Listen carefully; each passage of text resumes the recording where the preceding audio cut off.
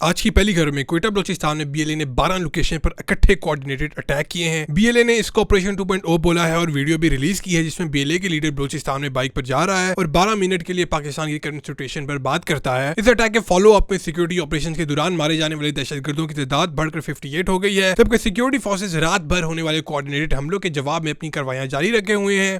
السلام علیکم سر یہ لوکیشن ہے جہاں سے VBID ہوئی ہے، یہ مین گیٹ انہوں نے اڑایا سر، یہ کچھ پرسے پڑے ہوئے ہیں اس کے جو بھی بائک تھا یا گاڑی تھی سر لائکلی، اور اس کے بعد سر یہ وہ بلڈنگ ہے جہاں پہ انہوں نے کور لیا ہوا تھا اور یہیں سے وہ کانسٹنٹ فائر کر رہے تھے سر۔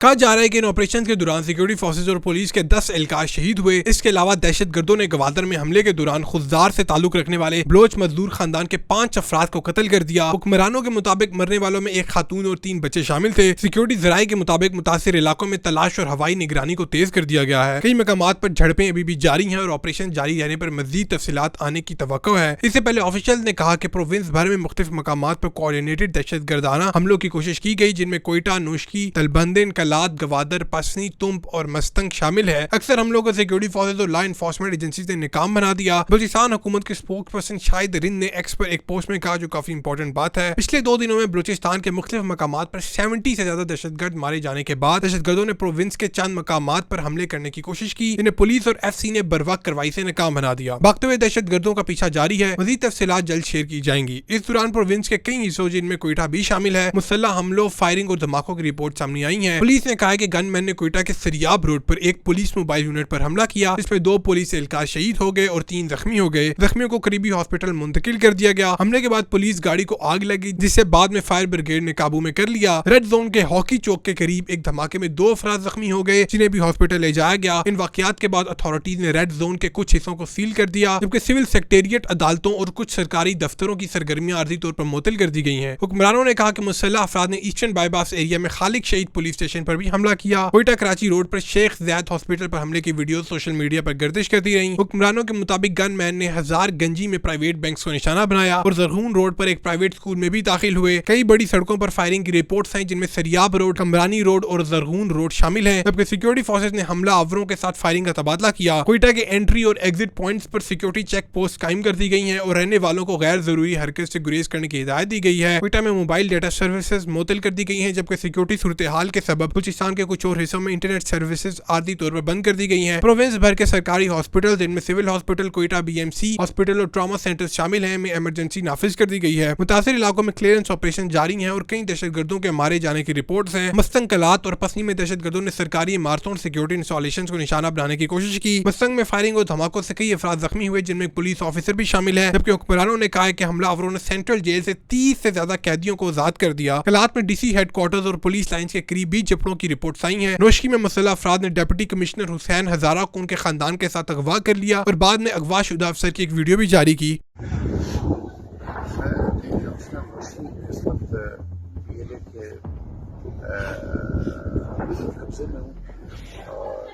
پسنی میں کوسٹ گارڈ کے ایک پوسٹ پر حملہ ہوا جسے سیکیورٹی فورسز نے ناکام بنا دیا اور جواب میں فائرنگ کے دوران 8 دہشت گرد مارے گئے۔ آفیشل نے کہا کوئٹہ سبی ہائی وے کو بلان کے مقام پر تمام ٹریفک کے لیے بند کر دیا گیا ہے۔ کوئٹہ کراچی تفتان ہائی وے کو لک پاس پر بند کر دیا اور قلعہ سیف اللہ رکنی روڈ کو بھی بند کر دیا۔ نصیر آباد میں سیکیورٹی فورسز نے ریلوے ٹریک پر لگایا گیا دھماکہ خیز مواد نکارہ بنا دیا۔ شاہد رند نے کہا ہے کہ دہشت گردوں نے چند مقامات پر حملے کی کوشش کی لیکن انہیں پیچھے دھکیل دیا گیا اور کہا کہ صورتحال قابو میں ہے۔ صوبائی وزیر صحت بخت محمد کاکڑ نے ہاسپٹلز کا دورہ کیا اور حکم دیا کہ زخمیوں کو فوراً اور بہترین طبی سہولت فراہم کی جائے اور عوام سے کہا کہ غیر ضروری بھیڑ سے گریز کریں۔ اس پہ لوگوں کا کہنا تھا give their rights on Balochistan resources the problem will be solved۔ اس سے آگے کہنا تھا یہ BLA اور TTP والے لگتا ہے حجوج مجوج ہے، روزانہ سینکڑوں کی تعداد میں مارتے ہو لیکن 20 سال ہو گئے ختم ہی نہیں ہوتے۔ تم لوگوں کا سارا توجہ، سارا دھیان عمران خان کو قید کرنے میں لگا ہوا ہے۔ پاکستان کو کہاں سے تم لوگ سنبھالو گے؟ پاکستان کے 2 صوبے اس وقت مکمل ہاتھ سے نکلتے جا رہے ہیں اور کمپنی کا سارا فوکس خان ملاقاتیں بند کرنے پر لگا ہوا ہے، غزہ جانے پر لگا ہوا ہے، مدنیات پر لگا ہوا ہے۔ اللہ پاک پاکستان پر رحم کرے، حالات بلوچستان کے بہت خراب ہو چکے ہیں۔ اس سے آگے کراچی سٹی کاؤنسل میں اپوزیشن نے جمعے کے دن گل پلازا حادثے پر میئر مرتضی وہاب کے خلاف نو کانفیڈنس موشن لانے کا اعلان کر دیا ہے۔ KMC ہیڈ کوارٹر میں میڈیا سے بات کرتے ہوئے سٹی کاؤنسل کے لیڈر آف دا اپوزیشن اور جماعت اسلامی کے ایڈوکیٹ سیف الدین نے کہا کہ اپوزیشن کو شروع میں امید تھی کہ سندھ حکومت خود ہی میئر کی ناکامی کو تسلیم کر لے گی لیکن ایسا کوئی قدم نہیں اٹھایا گیا۔ انہوں نے کہا ہم چاہتے تھے کہ سندھ حکومت یہ سمجھے کہ میئر ناکام ہو چکا ہے لیکن ایسا نہیں ہوا۔ انہوں نے تنبیہ کی کہ اگر अगर सिंध हुकूमत मेयर को नहीं हटाती तो फिर हमारे पास उसके खिलाफ नो कॉन्फिडेंस मोशन लाने के अलावा कोई ऑप्शन नहीं बचेगा। एडवोकेट सैफुद्दीन ने कहा कि सिटी काउंसिल में मौजूद मुख्तलिफ सियासी जमातों से राब्ता शुरू कर दिया गया है और दावा किया कि कई ग्रुप्स ने मेयर के खिलाफ नो कॉन्फिडेंस मोशन की हिमायत का यकीन दिलाया है, लेकिन जीआई के लिए अपनी इस तहरीक को एक कामयाब सियासी कुव्वत में तब्दील करना एक बड़ा चैलेंज बना हुआ है, क्योंकि तारीखी तौर पर पार्टी के लिए सूरत हाल ज्यादा हौसला अफजा नहीं रही। 15 जून 2023 को बैरिस्टर मुर्तजा वहाब कराची के मेयर मुंतखब हुए थे, जब पीपीपी, पीएमएलएन और जेयूआईएफ के साथ इत्तेहाद बनाया।